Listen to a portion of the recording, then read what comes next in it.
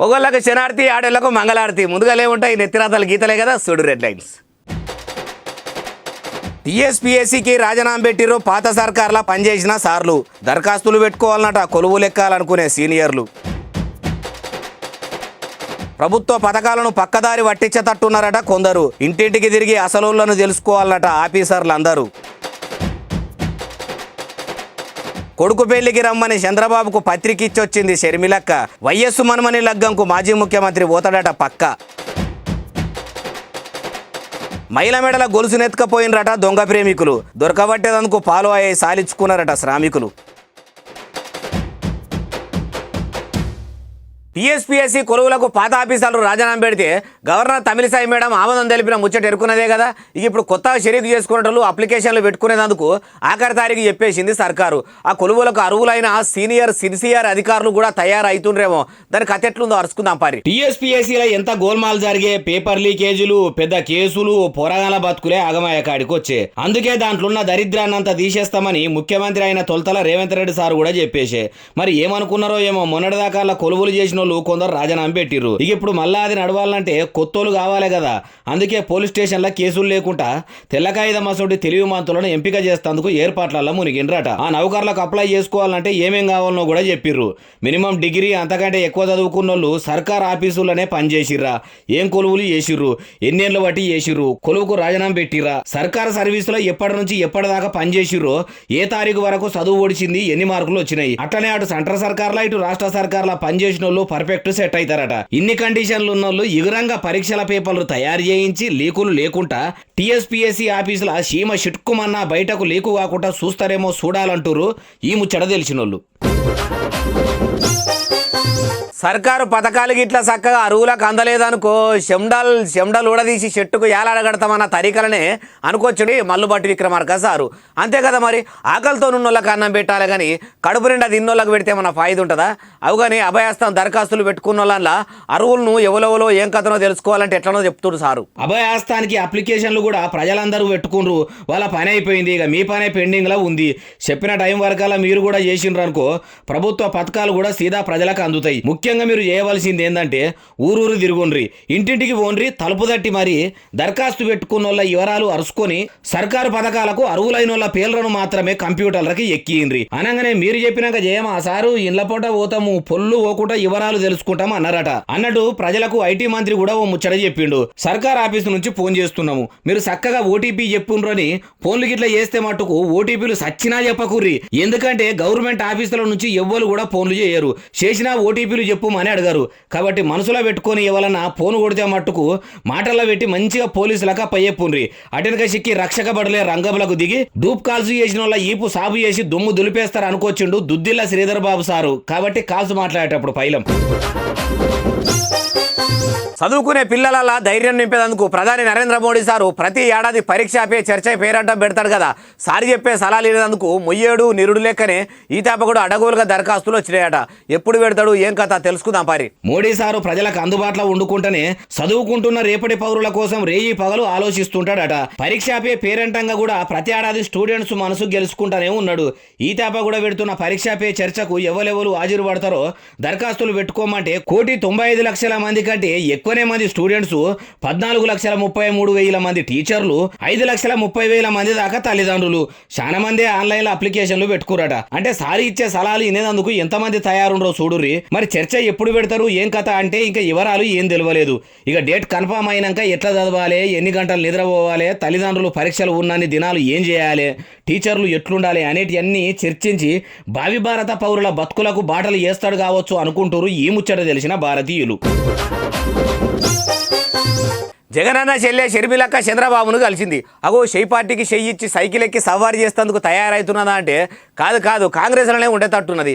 మరి నందమూరి రామారావు గారి అల్లుని రాజకీయమే నచ్చని బ్రదర్ అనిల్ కుమార్ భార్య ఎందుకు కలిసిందంటారా? ఇగో ఇందుకు పసుపు పార్టీ పెబ్బను కలిసేదందుకు పసుపు పట్టి చీరనే కట్టుకొని పోయింది. పసుపు రంగు పువ్వుల గుత్తినే చిరునవ్వులు చిందించుకుంటా చేతుల్లో పెట్టింది. బాబు కూడా ముసిముసిగా నవ్వుకుంటా తీసుకుండు. రాజన్న రాజకీయ వారసురాలు ఇంటికి రాగానే బాగున్నావా బిడ్డ, బాబు పెండ్లి అని తెలిసింది, పత్రిక ఇచ్చేందుకు వస్తావని మనోళ్ళు కూడా చెప్పిర్రు. ఏపీలో ఎన్నికల పనులు మాలాసుకున్నాయి గాని నువ్వు వస్తున్నావని ఆగినా అనగానే నీ టైం ఏం లాస్ చేయనే తీసుకో పత్రిక అని ఇచ్చింది. నా కొడుకు రాజారెడ్డి పెండ్లికి భువనేశ్వరమ్మను కూడా రమ్మను అనొచ్చు. ఓ పార్టీల కార్యకర్తలారా చూసిరు కదా ఎట్లున్నదో, వాళ్ళు రాజకీయంగా మీది మాటలకు మిమ్మల్ని రెచ్చగొట్టేందుకు మాటల మంటలు పెట్టుకుంటారు. కానీ పెళ్లిళ్ళు దావతులకు ఇట్లా కుటుంబాలతో కలిసే ఉంటారు. కాబట్టి ఊర్లలో మీరు నీ పార్టీ ఇది నా పార్టీ అది అని పగలు వెంచుకొని పానాలు తీసుకోకుర్రి. వీళ్ళు ఎట్లా నటిస్తురో రాజకీయంగా మీరు కూడా అట్లనే నటిస్తే నరుక్కునుడు సంపుకునుడు ఉండదు అంటారు రాజకీయం తెలిసినోళ్ళు.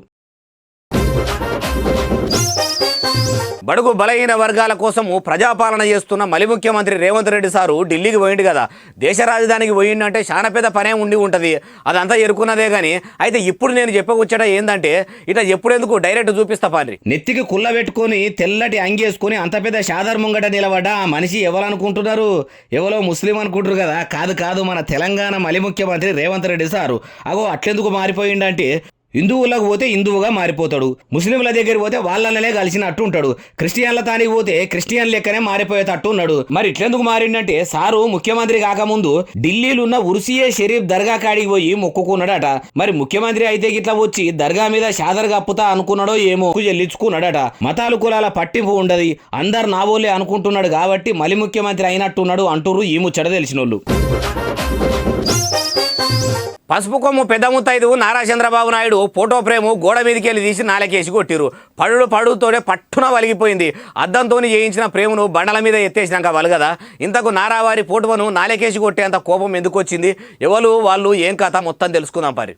కడుపులో ఎన్ని దిలాన సంధి మాసులుతున్నదో ఏమో, కసినంతా ప్రేమ మీద తీసిండు కదా. వెనకట ఎవరో కోడలు అత్త మీద కోపం దుత్త మీద తీసింది అన్నట్టు ఈయన చంద్రబాబు మీద కోపాన్ని ప్రేమ మీద చూపెట్టిండట. అసలైతే ఈయన పేరు రాయపాటి సాంబశివారావు, గుంటూరులో టీడీపీకి గుండకాయ లెక్కనట. ఇన్నొద్దుల బట్టి పార్టీ బాధ్యతలు బాగానే మోసిండట. మరి చంద్రబాబుతోని ఏడజేడిందో ఈ పని చేసిండు. ఇంకా ఏమన్నాడంటే ఆ నారా లోకేశం ఎట్లా గెలుస్తాడో నేను కూడా చూస్తా, గెలవనీయకుండా చేస్తా అని గట్టి షరతు మీదనే ఉన్నాడు. ఈడికే విజయవాడలో తెలుగుదేశం ఆఫీసు తెర్లు అయ్యిందనుకుంటే గుంటూరులో కూడా గుండె మీద గుద్దినట్టు అయింది. ఇట్లనే అన్ని జిల్లాలలో అయితే మటుకు ఏపీలో సైకిల్ శత్రువులు అవుతుందా ఎట్లా అనుకుంటారు ఈ ముచ్చట తెలిసినోళ్ళు.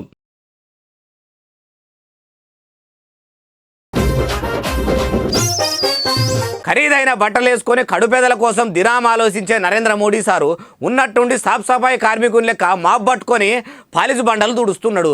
ఎవల పనులు వాళ్ళే చేసుకోవాలి, ఎవల ఇళ్ళను వాళ్ళే దుడుచుకోవాలని దేశ ప్రజలకు చెప్తున్నాడా ఎట్లా ఏమో తెలుసుకుందాం పారి. బకెట్ల నీళ్లు కూడా ఆయన్నే నల్లకాడ పట్టుకొని తీసుకురావచ్చు. ఉన్నట్టుండి సాఫ్ సఫాయి అవతారం ఎత్తుడేంది అంటే అయోధ్య రాముల వారి పునఃప్రతిష్ఠ చేసేందుకు పూనుకున్నాడు కదా. దేశంలో ఉన్న ఆలయాలు తిరుగుకుంటా స్వాస్థాలతోనే ఇట్లా గుళ్ళు సాఫ్ చేస్తున్నాడు. ఇప్పుడు ప్రధాని సారు పాలిసు బండలు దూడుస్తున్నది ఏడనంటే కాలారాము గుడి మహారాష్ట్ర నాసిక్లు ఉంటది. అదేందో గాని మొన్నటికి మొన్న లక్షద్వీపులకు పోతే అది ట్రెండ్ అయింది. అప్పుడెప్పుడో సముద్రం ఒడ్డుకు కొట్టుకొచ్చిన ప్లాస్టిక్ డబ్బాలు కాయిదాలు ఏరితే అది కూడా మామూలుగా ట్రెండ్ కాలేదు. మళ్ళా ఇప్పుడు ఈడ కూడా సాఫ్ చేస్తున్న ఈ వీడియో కూడా ట్రెండింగ్ లకు పోతుంది. అందుకే మోడీ సారు ట్రెండ్ సెట్ చేస్తాడు కానీ ట్రెండ్ ఫాలో కాడు అంటుండ్రు నరేంద్ర మోడీ సారు నామజపం చేసే అభిమానులు. కానీ నరేంద్ర మోడీ సారు నజరు పెట్టి ఏది చేసినా వెంటనే సోషల్ మీడియాలో ఎక్కి గిర్రా గిరికీలు కొడుతుంది. అచ్చంపేట ఎమ్మెల్యే వంశీకృష్ణ సారు ఓ బిడ్డకు బొడ్డు కోసి పురుడు పోసిండు. తల్లి బిడ్డే మంచిగుర్రట. దావకాళ్ళు ఉన్నోళ్ళు కూడా చాలా సంబరపడ్డారట. మనం కూడా తల్లిని పిల్లను చూసి వద్దాం పారి. మగ పిల్లగాడ ఆడపిల్లన అది కూడా తెలుసుకుందాం. ఆలస్యం ఎందుకు నడువురి మరి. పిల్లను పిల్లగాడో గాని బట్టల ముదురుకొని తెచ్చి చుట్టాల చేతుల్లో పెడుతున్నాడు. లింగాల మండలంలో ఉండే జీలుగుపల్లిలా పురిటి నొప్పులతోని తిప్పలు పడుతుంటే ముందుగాలనైతే మీరు సర్కారు దవాఖాన కేసుకపోండ్రి, నేను వెనకనే వస్తున్నా అని వెళ్ళిండట.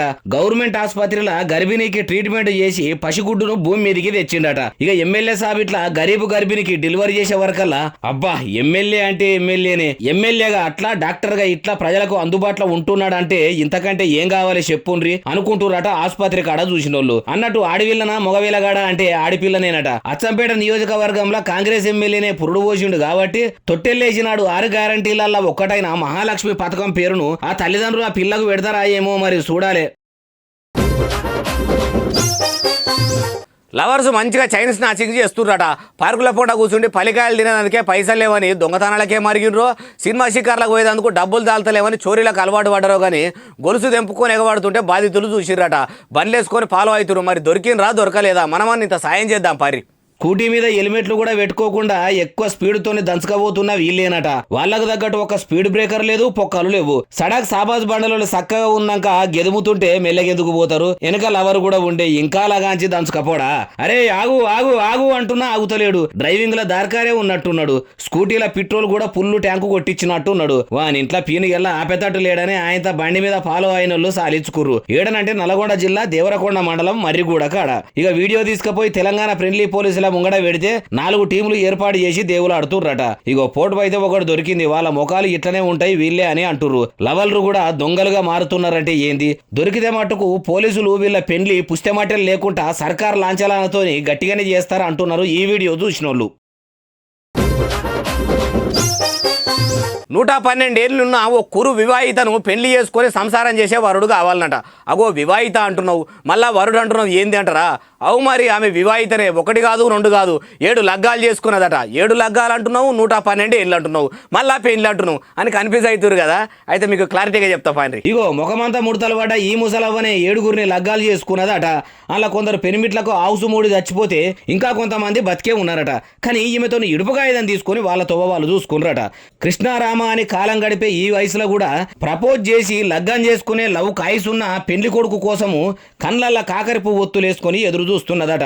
ఎన్నో అడుగులు జతగలిపిన ఈమెకు కొడుకులు బిడ్డలు లేరా అంటే 5 కడుపుల పుట్టినోళ్ళు రట. 19 మంది మనమలు మనమరాన్లు, 30 మంది మునిమనమలు మునిమనమరాన్లు కూడా ఉన్నారట. ఇంత బలగం ఉన్న ఈమెను ఇష్టపడి 7 అడుగులు నడిచి ఏలుకునేందుకు ఎవరొస్తారో చూడాలంటారు ముసలితనాన ఉన్న ఈమె ముచ్చట తెలిసినోళ్ళు. మరి 7 ఉంటదంటే మనతన కాదు, బయటి దేశం మలేషియాల.